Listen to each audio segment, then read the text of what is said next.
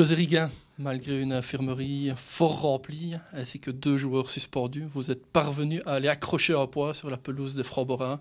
Je me doute que ce score vous convient. Ouais. Un entraîneur a toujours envie d'avoir plus que ça maintenant. Voilà, dans notre situation, ce qui était important surtout, c'était d'arrêter cette spirale négative en termes de résultats. À défaut de pouvoir arrêter, je vais dire, l'infirmerie qui se remplit de manière inopinée. Voilà.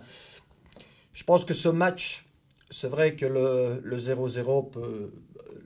Pardon, le 1-1 peut refléter, je dirais, la physionomie du match, mais il y a quand même un fait de match important qui est, pour moi, je n'ai pas revu les images, donc je ne vais pas insister sur le sujet, mais il y a une phase très litigieuse qui aurait certainement pu valoir un penalty.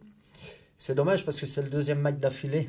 Hein, j'ai revu encore les images du match précédent, pas trop, où là aussi le penalty me paraît vraiment d'une évidence incontestable. Et voilà, c'est 2 faits de match importants qui auraient certainement pu valoir plus de points sur 2 déplacements difficiles vu les circonstances. On se contentera de ce point-là et on s'appuiera, je dirais, sur ce qu'on a fait de bien, c'est-à-dire un collectif qui voulait absolument accrocher un résultat. Donc, à ce point de vue-là, dans des conditions difficiles, il faut le dire, hein, le terrain ne prêtait pas nécessairement un jeu très raffiné, très esthétique, mais on a fait l'essentiel à ce point de vue-là. Ça, c'est clair. Mais je le répète, on a un point sur 2 matchs et on aurait pu revendiquer au minimum 4 sur 6. Mais peu importe, les chiffres parlent et à nous de faire le nécessaire pour que ça bascule définitivement de notre côté. Avec 2 rencontres face à des équipes classées derrière vous au classement général pour finir cette année, l'occasion de justement pour vous remonter quelque peu au classement.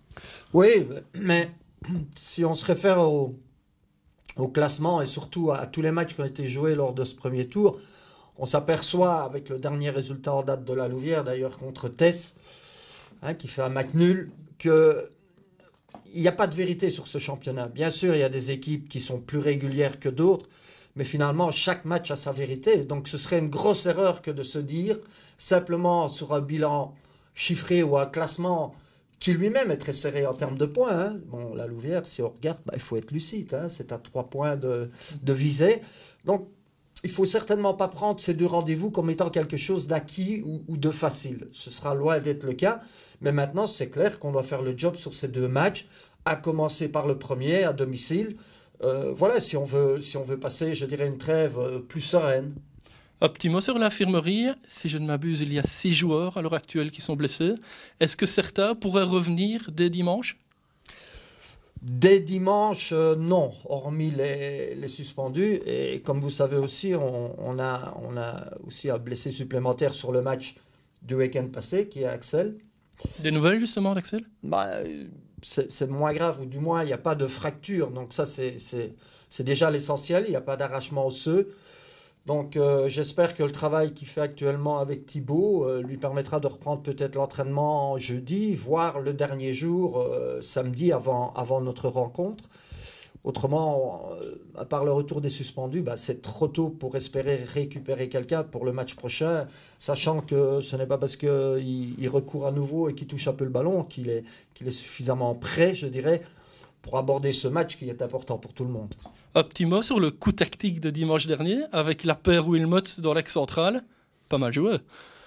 Oui, c'est une réflexion commune avec le staff. Et puis, bon, on n'avait pas non plus le choix de s'étendre beaucoup sur le sujet, mais on savait que précédemment, évidemment, que ce soit Martin ou que ce soit Renaud, ils ont déjà évolué plus haut dans le jeu, soit dans l'entrejeu, même un cran plus haut.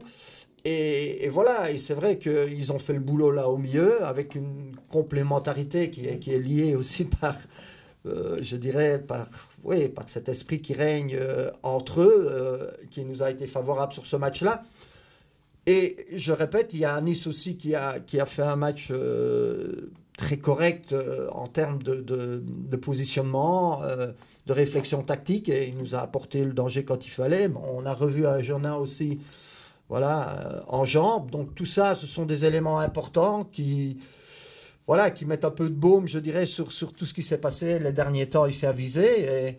Et c'est vrai que ça nous a bien réussi, mais je pense qu'encore une fois, quels que soient les compos, quelles que soient les obligations qu'on a au niveau des postes et des positions et même du schéma tactique, encore une fois, c'est dans l'état d'esprit collectif qu'on trouve les solutions. Autrement, voilà, on peut faire ce qu'on veut en tant que coach. Je pense que ça part de principe que tout le monde doit s'arracher, tout le monde doit y mettre du sien. Voilà. Justement, en termes d'état d'esprit, il y a un joueur moi, qui m'a marqué dimanche par son côté volontaire. C'est un vieux serviteur du club, Seydi, à nouveau intransigeant dans son positionnement et dans ses actions défensives. Ouais, le phénix de Visé, qui finit toujours par renaître de ses cendres. Oui, bah, il dit, en fait, on connaît, il dit, et on sait ce qu'il peut nous apporter. Et en plus, lui, il est, comment vais-je dire, donc, les blessures, le temps, les maladies n'ont pas de prise sur lui. J'espère que ça pourra continuer des années. Mais oui, bah, on sait à quoi s'attendre avec Idi. Et c'est vrai que, surtout dans une défense à 5, voilà, il a fait son match et il a évidemment l'expérience pour lui. Bon, bien sûr, il n'a plus toutes ses facultés, je dirais, d'antan en termes de vivacité, mais il compense très bien avec sa vista. Et puis, voilà, il fait l'unanimité dans le groupe. Donc, ça, c'est aussi important. Et il n'y a pas une question qui se pose au niveau des joueurs lorsque je dois l'aligner, est-ce qu'il sera à la hauteur ou pas, parce qu'on sait ce qu'il peut donner.